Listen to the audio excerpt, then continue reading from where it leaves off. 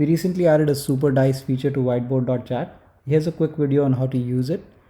Do keep in mind that the dice that you are already familiar with, which is within the tools section, this one, it will continue to be there, so you can always use that. But in addition to that, now we have the ability to now add a highly configurable dice, which we're calling as the super dice. It starts out as a set of dice which have fractional values, because that's what our teachers had requested, is to have fractional dice. So that's how it starts out. But there are quite a few configurable options here. Let me show you first where you can find the dice. So you click on the palettes menu up here, icon up here, and then select widgets, which is all the way down, so you may have to scroll down a little bit, and that's where you can find super dice. So if you click on super dice, you get presented a panel like this. It starts, you can drag it using this handle up here. It starts out with just a single die and with a fractional value, and then you can now configure this dice in several different ways.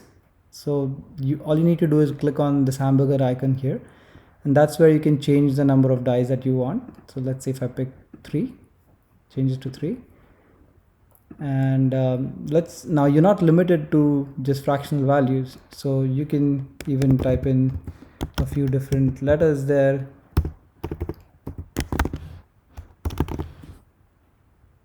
Hit update, and now you managed to change all the possible values of the dice to letters. Now this is limited to 4 letters, so if I type in a longer string, it will get limited to 4 letters, so do keep that in mind. Now, in addition to just configuring the values of the dice, you can also change the colors of these dice, just as this example shows here. So let me just copy the color portion of this example.